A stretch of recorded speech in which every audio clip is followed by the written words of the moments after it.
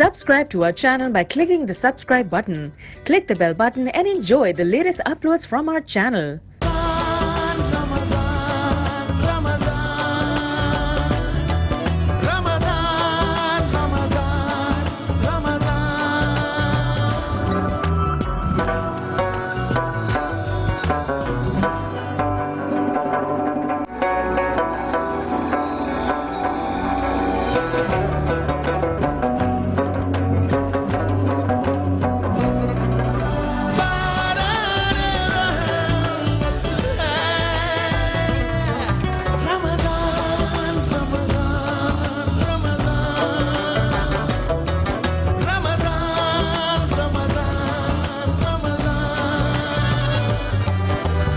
من الشيطان الرجيم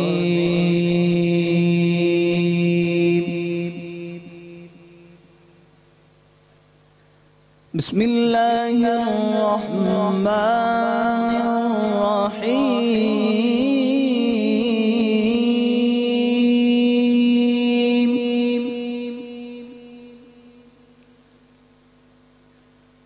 لإيلاف قريش إيلافهم رحلة الشتاء والصيف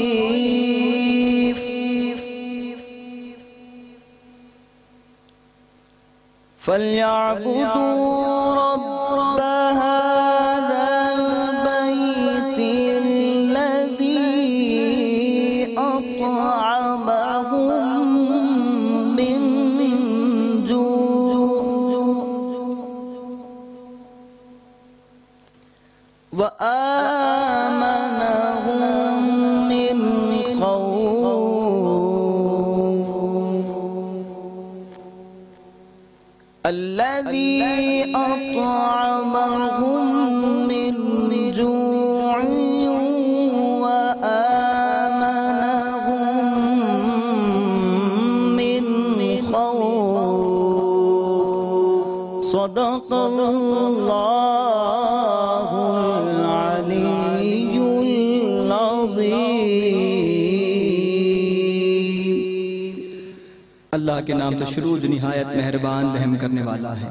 قریش کو رغبت دلانے کے سبب سے انہیں سردیوں اور گرمیوں کے تجارتی سفر سے مانوس کر دیا، بس انہیں چاہیے کہ اس گھر خانہ کعبہ کے رب کی عبادت کریں تاکہ اس کی شکر گزاری ہو جس نے انہیں بھوک یعنی فقر و فاقہ کے حالات میں کھانا دیا، یعنی رزق فراہم کیا، اور دشمنوں کے خوف سے امن بخشا، یعنی محفوظ اور مامون زندگی سے نوازا۔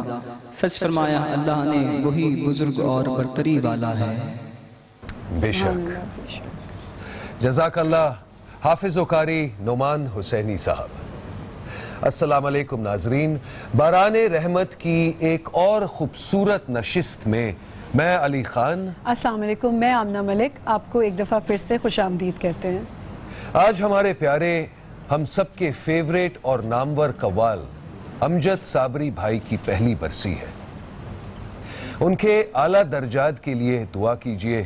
ماشاءاللہ وہ اتنی پیاری شخصیت کے مالک تھے کہ ہم ان کو کبھی بھلا نہیں سکیں گے۔ اللہ ان کے گھر والوں کو بھی صبر دے اور ان پر اپنا کرم فرمائے۔ آمین۔ ناظرین، آج کل ہمارے یہاں ریاکاری یعنی دکھاوا کچھ زیادہ ہی عام ہو رہا ہے۔ بالکل۔ جو عمل اللہ کی رضا اور اخلاص کے ساتھ ہونا چاہیے اس میں لوگوں کو دکھاوے کا شوق اگر شامل ہو جائے اسی کو ہم ریا کہتے ہیں۔ یعنی جب کوئی اللہ کی راہ میں اپنا مال کسی بدلے، لالچ، معاوضے یا امید کے خیال سے خرچ کرتا ہے تو اسے ریاکاری کہا جاتا ہے۔ ریاکاری بھی ایک بیماری ہی کی طرح ہے جس میں انسان ایک مرتبہ مبتلا ہو جائے تو اس سے چھٹکارا پانا بہت مشکل ہے۔ ناظرین، شیطان کا یہی مشن ہے کہ انسان جو بھی نیک عمال کرے، چاہے وہ نماز ہو، روزہ ہو، زکوٰۃ ہو، حج ہو، صدقات ہو یا برائی سے بچنے کی تلقین ہو، سب کے سب ضائع ہو جائیں گے۔ اس لیے شیطان انسان کو اکساتا ہے کہ اس نے بہت نیک کام کیا ہے اور لوگوں کو اس کی تعریف کرنی چاہیے۔ غرض ہے کہ اس کے اگلے اعمال لوگوں کی داد وصول کرنے کی کوشش میں ہونے لگتے ہیں، نہ کہ اللہ سبحانہ تعالیٰ کے اجر حاصل کرنے کے لیے۔ استغفر اللہ۔ اور قرآن و حدیث میں ایسا کرنے والوں کے لیے سخت پکڑ آئی ہے۔ آج کے دور میں جو نفسا نفسی کا ہے، اس پر اگر کوئی ریاکاری سے بچ جائے وہ اللہ کا نیک بندہ ہے۔ ایک اور مفہوم حدیث میں رسول صلی اللہ علیہ وآلہ وسلم نے ریاکاری کو چھپا شرک قرار دیا ہے۔ میں اسٹوڈیو میں موجود عالم دین حضرات سے جاننا چاہوں گا کہ بظاہر ایک چھوٹا دکھانے والا عمل انسان کو کیسے جہنم تک لے جاتا ہے، لیکن ہمیشہ کی طرح ایک چھوٹے سے وقفے کے بعد۔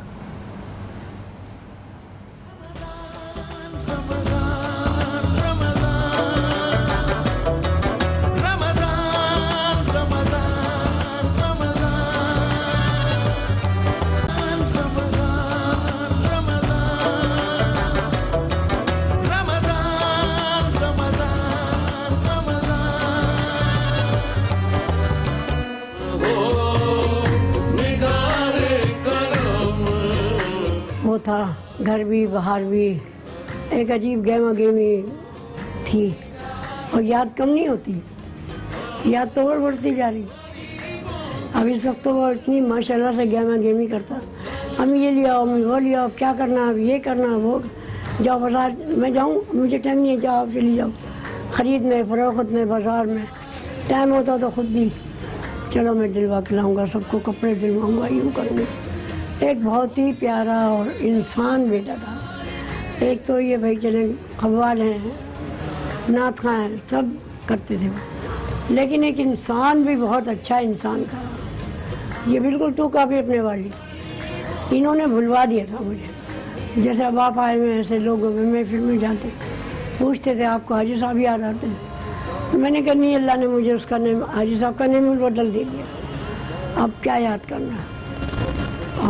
اس کو تو میرے خیال سے زندگی جب ہم وہیں جائیں گے جب ہی ہم بھول پائیں گے۔ امجد کو نہیں بھول سکتے۔ ایک میرا تو بیٹا تھا، میں تو ماں تھی، یہ تو سارا پاکستان، انڈیا، یورپ سب اس کی تو ماں بہن، کہیں آج تک یہ پرسہ ہو رہا ہے۔ امجد کیا دے گیا ایسا تم لوگوں کو، اللہ جانتا ہے، یہ اس کی رحمتیں برکتیں ہمارے پہ اتنی نازل ہوئی ہے کہ ہمارا منہ نہیں ہے کہ ہم تعریف کریں، کس کی تعریف کریں۔ بس دعا ہے اس کے لیے، اللہ اس کو آخر میں بھی اول میں بھی اس کو ملا ہے، تجربہ ملا، اس کو بہت انعام اکرام وہاں بھی مل رہا ہے۔ اور کیا بتاؤں، اس کی تو ایک ایک بات پوچھنے والی ہے، ایک ایک بات بتانے والی ہے۔ دیکھیں ابھی اس کے نام کا کنواں کھدا ہے، یہ جو آتا ہے مدر ڈے، تو تیسری سال کی بات ہے، یہ کوشن وغیرہ لے کے آئے، یہ لکھوا کے لایا ہے، اور دیکھیں آپ پڑھیں کتنا زبردست شعر ہے کہ آپ لوگوں کو بھی اس سے نصیحت ہوگی۔ دنیا کو ماؤں کا ادب کرنا سکھا دیں، ماؤں کی عزت کرنا میرے امجد نے سکھا دیا لوگوں کو، اتنا ادب دار میرا بیٹا۔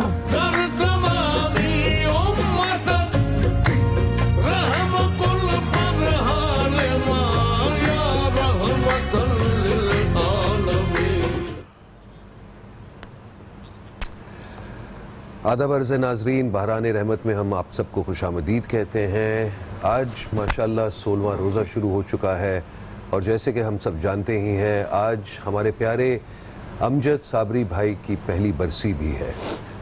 ہمیشہ کی طرح ہمارے اسٹوڈیو میں ہمارے حضرات موجود ہیں۔ السلام علیکم صاحب، خیریت سے ہیں جناب؟ جی السلام علیکم مفتی صاحب۔ وعلیکم السلام علیکم۔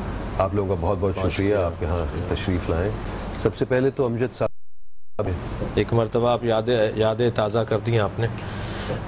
بسم اللہ الرحمن الرحیم۔ من قتل مظلوما فقد جعلنا لولیہ سلطانا۔ جو مظلوم مارا جاتا ہے تو اس کے ولی کو اللہ نے قدرت اور سلطنت اور ترجیح اور برتری عطا کی ہے۔ اولیاء دم کو اللہ بڑا مقام دیتا ہے، اللہ کے نزدیک اولیاء دم کا بڑا مقام ہے۔ امجد صابری کے جو اولیاء دم ہیں، جن کو جواب دینا ہے قاتلوں کو، اس معنی میں جس معنی میں قرآن کہہ رہا ہے، تو ابھی آپ نے سنا ان کی والدہ کا حوصلہ ہمت، یہ خواتین کے لیے بھی ایک مثال ہے، اور وہ ایک باہدف انسان تھا. اور یہ خوبی ہے امیر المومنین کا ایک بڑا حسین فرمان ہے نہج البلاغہ میں. اچھا یہ تو آپ کو معلوم ہے کہ امیر المومنین جب بھی کہا جائے گا تو ضروری نہیں ہے کہ علی ابن ابی طالب بھی کہا جائے. امیر المومنین لقب مخصوص ہے علی ابن ابی طالب علیہ السلام کے ساتھ، اور یہ نبی مکرم نے اپنے زمانے میں ہی مولا علی کو یہ لقب دیا تھا امرأۃ المومنین کہہ کر، یہ مومنین کا امیر آ رہا ہے. تو حتیٰ امام جعفر صادق علیہ السلام نے ایک دفعہ کسی نے آپ کو کہا یا امیر المومنین تو آپ نے ٹوکا کہ امیر المومنین صرف ہمارے جد علی ہیں. حضرت کا ایک فرمان ہے نہج البلاغہ میں، فرماتے ہیں کہ خالت الناس مخالطتن ان متتم بکو علیکم وان عشتم حنو علیکم. فرماتے ہیں لوگوں کے ساتھ ایسے زندگی گزارو کہ اگر تمہاری موت واقع ہو جائے تو سب روئیں، اور اگر تم زندہ رہو تو سب ملنے کے مشتاق ہوں. سبحان اللہ. تمہارا انداز زندگی ایسا ہو. امجد صابری شہید اس فرمان کے مصادیق میں سے ایک مصداق تھے، اور ان کے ساتھ جو بھی اب آپ جس سے پوچھیں گے میں کہوں گا جی مجھ سے بڑا پیار تھا، مجھ سے بڑی محبت سے ملتے تھے. ایک رسانے پر ہم روز شہادت امیر المومنین علی ابن ابی طالب علیہ السلام کی نشریات میں تھے، تو جب میں نے ذکر مصائب کا ذکر پڑھا تو وہ روتے ہوئے اٹھ کے آئے اور ایک دم میرے گھٹنوں پہ سر رکھ کر رونے لگے اور کہنے لگے آپ سید ہیں، میں آپ کو مولا علی کا پرسہ دے رہا ہوں. یعنی یہ ان کی محبت کا اور یہ ان کے طریقے تھے. اور مولانا نورانی صاحب تشریف فرمائے، یہ جب بات کریں گے تو یقیناً یہ بھی یہی کہیں گے کہ ہم تو ایک دن پہلے ساتھ تھے، ہم تو فلاں دن ملے تھے. ہر شخص جو ہے وہ اپنی محبت کا اظہار ان سے کر رہا ہے. ایک بہت بڑا نقصان ہوا ہے، ٹیلنٹ کا قتل ہوا ہے، صلاحیت کا قتل ہوا ہے، فن کا قتل ہوا ہے، برداشت کو قتل کیا گیا ہے. آپ کو اگر کوئی پسند نہیں ہے یا آپ کو اس کا نظریہ پسند نہیں ہے تو اس کا مطلب یہ نہیں ہے کہ آپ اسے قتل کر دیں. دلیل لے کر آئیے نا، ہاتھو برہانکم ان کنتم صادقین. اگر تم سچے ہو تو دلیل لے کر آؤ. یہ تو مجبور لوگوں کا کام ہے کہ جب دلیل ان کے پاس نہیں بنتی تو پھر وہ قتل کر دیتے ہیں. اور ایک اہلیت کا قتل ہوا ہے، ایک برداشت کا قتل ہوا ہے، ایک نعت خوان نعت گوئی پر حملہ ہے، مدحت گزاری پر حملہ ہے، منقبت خوانی پر حملہ ہے. اہل بیت کے چاہنے والوں کے دلوں میں چاہت بڑھانے والے امجد صابری کا قتل ایک بہت بڑا پاکستان کا بہت بڑا نقصان ہے. اردو زبان میں کیونکہ وہ نعت گو تھے اور منقبت اور مدحت نبی مکرم اور آپ کی اولاد کی اور آپ کی آل کی محبت مدحت کو عام کرتے تھے. اسلامی تعلیمات کو عام کرنے کا ایک طریقہ تھا. مجھے تو اس وقت بھی تعجب ہوا تھا اور بعد میں بھی یہ بحثیں رہیں کہ وہ تو ایک گلوکار تھے، وہ تو ایک موسیقار تھے، آپ انہیں شہید کیسے کہہ رہے ہیں، آپ انہیں یہ کیا کہہ رہے ہیں. یہ والی بحثیں بھی رہیں اسی پاکستان میں، اور پھر ہم نے ایک جگہ جواب بھی دیے تھے اس کے. غرض یہ کہ امجد صابری ایک اپنا مکمل ایک عہد تھا، جو ایک باب تھا جو بند ہو گیا، ایک کتاب تھی جو بند ہو گئی. بے شک. نورانی صاحب آپ کا بھی کافی گہرا تعلق تھا ان کے ساتھ. احمد و نصلی علی رسولہ الکریم، اما بعد، فاعوذ باللہ من الشیطان الرجیم، بسم اللہ الرحمن الرحیم. قال اللہ تعالی فی القرآن المجید والفرقان الحمید ولا تقولوا لمن يقتل فی سبیل اللہ اموات بل احیاء ولکن لا تشعرون. صدق اللہ العظیم و صدق رسولہ النبی الکریم. تمام تعریفیں اللہ سبحانہ و تعالیٰ کے لیے، اور درود و سلام و اللہ کے رسول، ہم سب کے آقا، ہم سب کے مولا حضور محمد مصطفیٰ صلی اللہ علیہ وآلہ وسلم پر. جس طرح بات کی گئی حضرت نے کہ یہ نعت گوئی کو ختم کرنے کی کوشش کی ہے، ہمیشہ سے ابو جہل اور ان کی جو فوج ہے وہ کوششیں کرتی رہی ہے، مگر ہمیشہ نبی علیہ الصلوۃ والسلام کے چاہنے والے، نبی علیہ الصلوۃ والسلام سے محبت کرنے والے وہ کھڑے ہوتے رہے اور قیامت تک انشاءاللہ کھڑے ہوتے رہیں گے. یہ کوشش ہے ان کی کہ کسی طرح نبی علیہ الصلوۃ والسلام کی شان بیان کرنے والے کو دبایا جائے، مگر جتنا دبایا جائے گا یہ اتنا ہی ابھرے گا.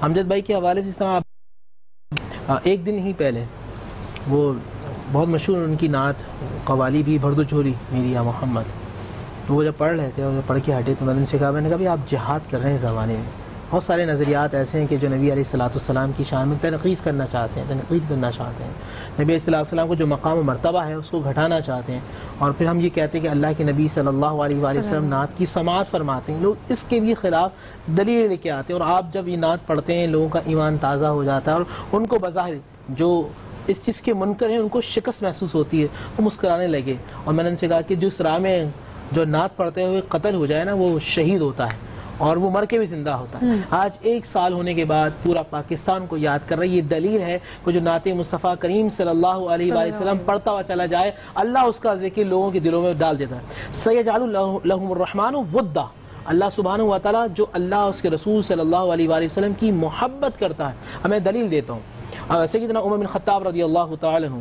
اور یہ ہماری کتب حدیث کے اندر یہ حدیث سند کے ساتھ موجود ہے، سیدنا عمر بن خطاب رضی اللہ تعالیٰ عنہ گزر رہے ہیں تو دیکھا کہ ایک شخص پہ حد جاری ہوئی کہ جو شراب وغیرہ پیتا تھا، لوگ اس کو ملامت کر رہے ہیں، آپ جلال کی کیفیت میں آپ نے کہا سکوت، خاموش ہو جاؤ، نہیں جانتے کہ اس کے دل میں مصطفیٰ رہتے ہیں صلی اللہ علیہ وآلہ وسلم، جو آقا کریم صلی اللہ علیہ وآلہ، بھئی اس کا عمل کچھ ہے مگر دل کے اندر نبی علیہ السلام کی محبت بھی ہے۔ آج جب اس بندے نے یہ سنا تو اس نے شراب نوشی چھوڑ دی۔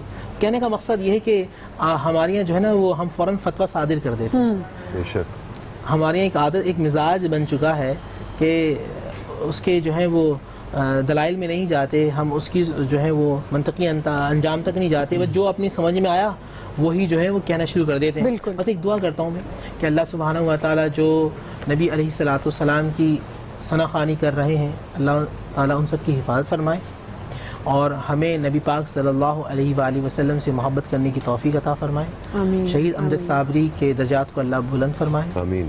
ان کے لواحقین کو صبر جمیل عطا فرمائے اور صبر جمیل پہ اجر عظیم عطا فرمائے۔ بہت خوبصورت، آپ نے بہت اچھے سے جن کا وقت گزرا ہے امجد بھائی کے ساتھ، ظاہر ہے وہ یاد تو آپ ڈسکس کرتے ہیں اور پھر یاد آتے بھی رہتے ہیں۔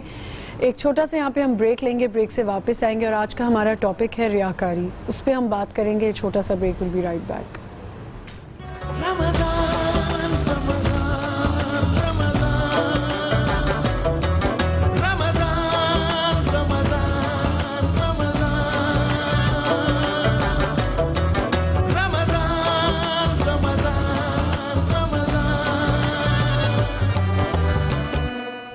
آداب عرض ناظرین، آج 16واں روزہ چل رہا ہے، دوسرے عشرے میں ہم آ چکے ہیں، دوسرا عشرہ آلموسٹ ختم ہو چکا ہے۔ ہمارا آج کا ٹاپک ہے ریاکاری۔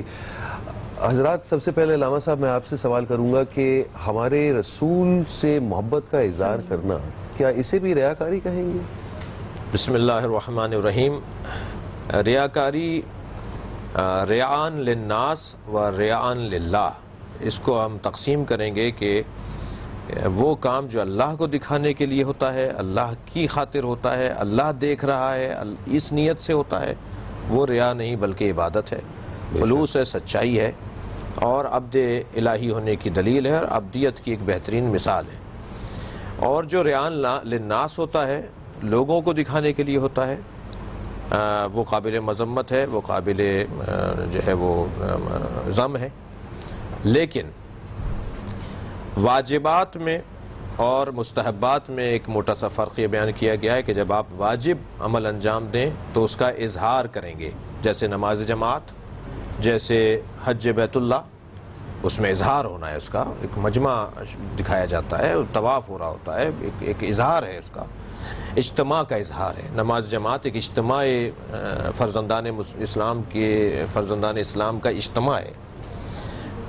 زکوٰۃ اور خمس اور واجب مالیات جو اسلام کے ہیں، جو مالی نظام ہے اسلام کا، وہ جو واجب ہیں جیسے زکوٰۃ ہے، جیسے خمس ہے، یا واجب صدقہ ہے، یا مثلا فطرہ ہے، یا مثلا زکوٰۃ ہے، ان کا اظہار کرنا اس کو ترجیح دیا گیا ہے، اس کو پسندیدہ قرار دیا گیا ہے کہ آپ بتائیں آپ نے زکوٰۃ دی ہے اور یہ واجب ہے۔ جی واجب ہے، واجب ادائیگیاں ہیں۔ لیکن جو مستحب ادائیگیاں ہیں، جیسے فرض کیجئے کوئی ایسا کام کہ جو آپ نے جو واجب نہیں ہے، اس کو چھپانے کا کہا گیا ہے کہ بہتر ہے کہ چھپایا جائے۔ جہاں تک بات، یہ تو ایک تمہیدی بات ہوئی، جہاں تک بات نبی مکرم کی محبت کا اظہار یا اہل بیت پیغمبر سے محبت کا اظہار، تو اللہ نے تو نبی سے اور آل نبی سے محبت کا اظہار ہی مانگا ہے۔ ہم سے کیا مانگا ہے اللہ نے؟ سورہ مبارکہ شورى کی آیہ کریمہ ہے جس میں ارشاد رب العزت ہے، قل لا اسألكم علیہ اجرا الا المودۃ فی القربى ومن یقترف حسنۃ نزد له فیہا حسنا، آگے جاتی ہے۔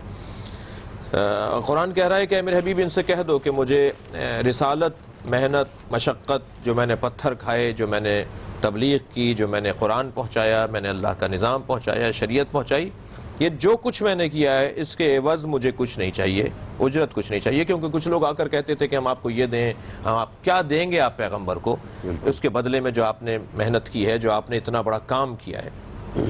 تو اللہ نے کہا کہ ان سے کہہ دو کہ مجھے کچھ نہیں چاہیے الا المودۃ فی القربہ، سوائے یہ کہ میری قربہ سے مودت کرو. محبت اور مودت میں فرق ہے. محبت ایک امر قلبی ہے جس کا دل ہی دل میں رہ جانا اور کیفیات قلبی اور عاطفات قلبی کا عنوان پاتے ہیں.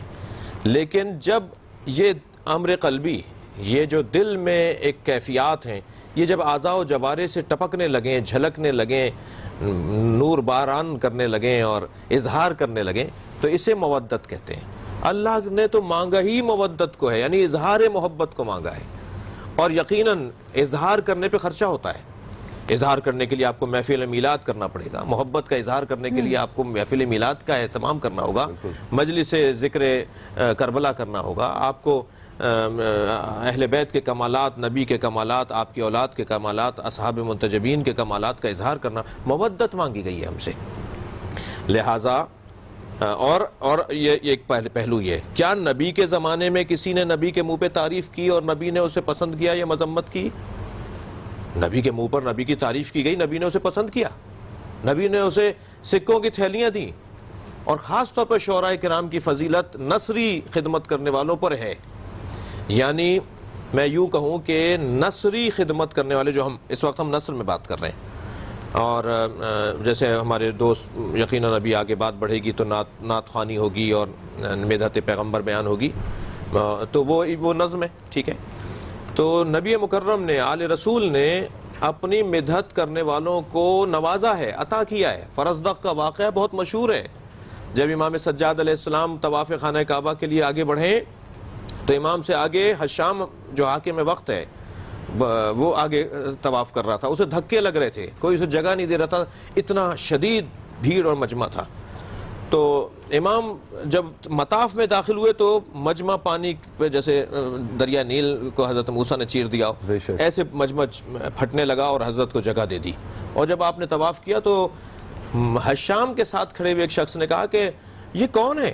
تم تو بادشاہ ہو، تمہیں تو کوئی جگہ نہیں دے رہا ہو، یہ تو کس کو پہچانتا نہیں، اسے لوگ جگہ دے رہے ہیں. تو تجاہل عارفانہ سے کام لیتے ہوئے کہا کہ میں نہیں جانتا کون ہے.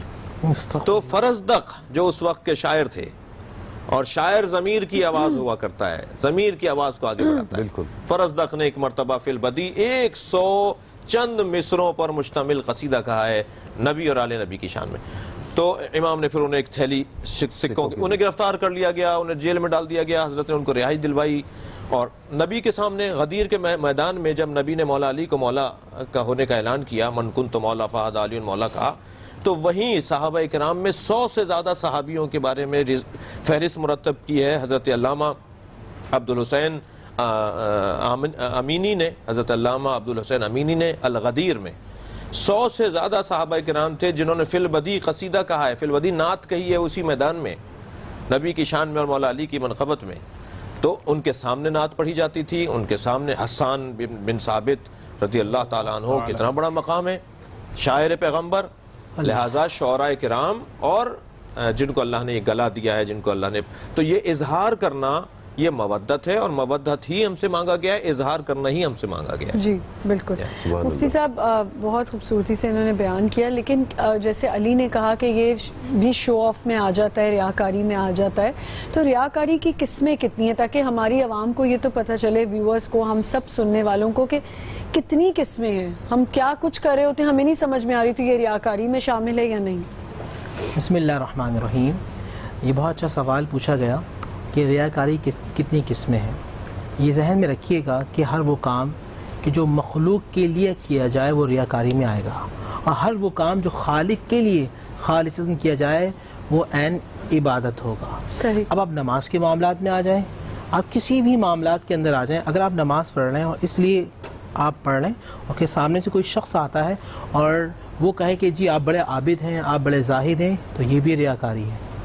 یا آپ یہ کام کر رہے ہیں کہ آپ بہت لمبی نمازیں پڑھ رہے ہیں، یہ سیکنڈ درجہ ہو جائے گا کہ لوگوں کو دکھانے کے لیے کہ آپ جو ہیں بڑے عابد اور زاہد ہیں۔ امام غزالی علیہ رحمہ لکھا کہ حضرت عیسیٰ روح اللہ اپنے جو ہے حواریوں کو یہ بات کہا کرتے تھے کہ جب تم روزہ رکھو تو اپنے سر پر تیل لگا لو، اپنے سر پہ تیل لگا لو، اپنے ہونٹوں پر تیل لگا لو، تاکہ جو ہے تم کسی کو روزے دار محسوس نہ ہو، یعنی کہ تم ایک ریاکاری والا معاملہ ہوتا ہے جی میں تو روزے خشکی محسوس نہ ہو، ہاں وہ خشکی محسوس نہ ہو، تم اس طرح ہو کہ تمہارا معاملہ صرف اللہ سبحانہ و تعالی سے ہی ہو۔ ایک بات دیکھیں قرآن مجید فرقان حمید نے بتایا ينفقون اموالهم رياء الناس، وہ لوگ جو اللہ سبحانہ و تعالی کے لیے نہیں بلکہ لوگوں کے لیے خرچ کرتے ہیں، ایسے لوگوں کا انجام کیا ہوگا؟ اب بہن نے سوال کیا، حدیث رسول صلی اللہ علیہ وآلہ وسلم اس کی کافی ساری کائنس آتی ہیں۔ ایک وہ ہے کہ حضرت ابو ہریرہ رضی اللہ تعالی عنہ شاد کرتے، ابو ہریرہ ہیں، جب یہ واقعہ بیان کرتے ہیں، حدیث بیان کرنے سے پہلے آپ جیسی کچھ بیان کرتے ہیں کہ اللہ کے رسول نے فرمایا اور بے ہوش ہو جاتے ہیں، زار و قطار روتے روتے، پھر لوگ آپ کو ہوش میں لاتے ہیں، پھر آپ حدیث رسول بیان کرتے ہیں اور پھر زار و قطار ہو جاتے ہیں۔ یہ آپ میدان محشر کا وہ منظر جو نبی اسلام نے اپنی آنکھوں سے دیکھ کر بتایا ہے، نبی علیہ السلام کی نظر پر یہ کمال ہے۔ فرماتے سب سے پہلے حافظ قرآن کو لے کے آ جائے گا، قاری قرآن کو لے کے آیا جائے گا، اور وہ قاری قرآن کی جو بہت زیادہ تلاوت کرتا ہوگا، بہت زیادہ تلاوت کرتا ہوگا، وہ سامنے آئے گا اور رب ذوالجلال شاہ فرمائے گا کہ تو قاری قرآن ہے؟ کہا پروردگار میں قاری قرآن ہوں۔ کس لیے قرات کرتا تھا؟ وہ خاموش ہوگا، کہا جائے گا تو قرات اس لیے کرتا تھا کہ لوگ تیری تعریف کریں، تو ہم نے اس زمانے میں تیری تعریف کروا دی۔ ایک سخی آئے گا، اللہ سبحانہ و تعالیٰ کی بارگاہ میں کھڑا ہوگا، اب جو آپ کی ہے نا کائنٹ ساری آپ خود ہی آپ امیجن کر سکتی ہیں۔ سخی آئے گا، اللہ سبحانہ و تعالیٰ شاہ فرمائے گا کہ تو تقسیم کرتا تھا، یا اے پروردگار عالم میں بڑا تقسیم کرتا تھا، میں اپنے جو ہے میں اپنے علاقے کے یتیموں کو بھی دیا کرتا تھا، میں غربا کو بھی دیا کرتا تھا، میں مساکین کو بھی دیا کرتا تھا، میں اپنے رشتہ داروں کو بھی دیا کرتا تھا۔ کیا نیت تھی؟ خاموش ہو جائے گا۔ اللہ شاہ فرمائے گا تیری نیت یہ تھی کہ لوگ تیری واہ واہ کریں۔ پھر شہید کو لایا جائے گا، شہید کے بارے میں حدیث یہ آتی ہے کہ جیسے اس کا خون کا قطرہ گرتا ہے اللہ تعالیٰ اس کی بخشش و مغفرت فرما دیتا ہے، اور کچھ شہداء ایسے ہوں گے کہ جب سامنے لایا جائے گا تو اللہ شاہ فرمائے گا تم شہید کیوں ہوئے تھے؟ خاموشی، کیونکہ جانتے ہیں نا اللہ علیم و خبیر ہے، خاموشی اختیار کریں گے وہ شہداء۔ اللہ فرمائے گا تم صرف اس لیے شہید ہوئے کہ لوگ تمہاری واہ واہ کریں، تو ہم نے زمانے کے اندر تمہاری واہ واہ کر دی۔ سیدنا ابو ہریرہ فرماتے ہیں کہ اللہ کے نبی کے بتانے کا مقصد یہ تھا اللہ تعالیٰ ان کے سارے ثواب کو ختم کر دے گا۔ اب اپنی زندگی کا آپ اپنی زندگی کی شعبے جات میں تمام چیزیں ریاکاری میں آ جائیں گی کہ جو خالصتاً لوگوں کو دکھانے کے لیے کی جا رہی ہے۔ ہاں کبھی آپ کے پاس یہ اختیار نہیں ہے کہ جو کوئی نیک کام کر رہا ہو آپ یہ کہیں کہ ریاکار، یہ بہت بڑا گناہ ہوگا کہ آپ کسی کو اپنی زبان سے ریاکار کہیں۔ اس طرح بھی آپ نے پہلے سوال کیا تھا کہ نبی پاک صلی اللہ علیہ وآلہ وسلم سے محبت کیا ریاکاری ہے؟ قرآن کہتا ہے کہ قل ان کنتم تحبون اللہ فاتبعونی یحببکم اللہ ویغفر لکم ذنوبکم۔ محبت اتباع کے لیے سب سے پہلی چیز ہے محبت، اور محبت کے لیے سب سے پہلی چیز ہے کہ ان کا ذکر کیا جائے۔ تو جو ذکر رسول صلی اللہ علیہ وآلہ وسلم کر رہے ہیں، جو سن رہے ہیں، جو سنا رہے ہیں، یہ ریاکاری نہیں ہے۔ اب ایک کلیہ ہے، وہ کلیہ کیا ہے؟ اگر آپ مال کی صورت میں دیکھ کر رہے ہیں یا آپ جو ہیں وہ عبادات کی صورت میں کر رہے ہیں، وہ تمام چیزیں جو لوگوں کو دکھانے کے لیے کر رہے ہیں، اگر آپ کی نیت صاف نہیں اور آپ لوگوں کو امپریس کرنے کے چکر میں ہاں تو بس یہ ریاکاری۔ بہت خوبصورت، اور میں چاہوں گی کہ ہمارے اسٹوڈیو میں موجود ہیں شراز قادری صاحب، نعت خواں ہیں، ہمیں ایک اچھی سی نعت سنا دیں۔ السلام علیکم۔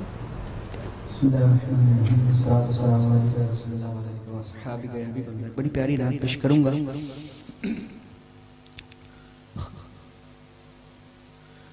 میرے دل میں ہے یاد محمد،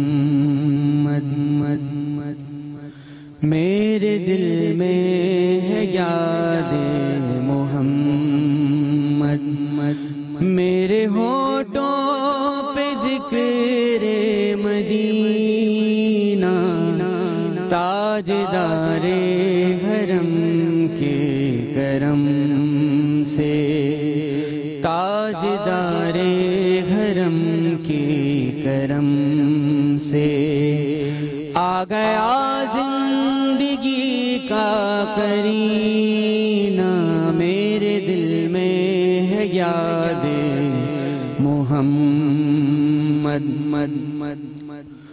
اور میں غلامان احمد میں سگے آستان محمد میں سگے آستان محمد قابل رشک ہے موت میری قابل رشک ہے موت میری اور قابل رشک ہے میرا جینا قابل رشک ہے موت میری قابل رشک ہے میرا جینا میرے دل میں ہے یاد محمد میرے دل میں ہے یاد محمد اور ہر خطا پر میری چشم پوشی ہر طلب پر عطاؤں کی بارش ہر طلب پر عطاؤں کی بارش مجھ گناہگار پر کس قدر ہے مجھ گناہگار پر کس قدر ہے مہربان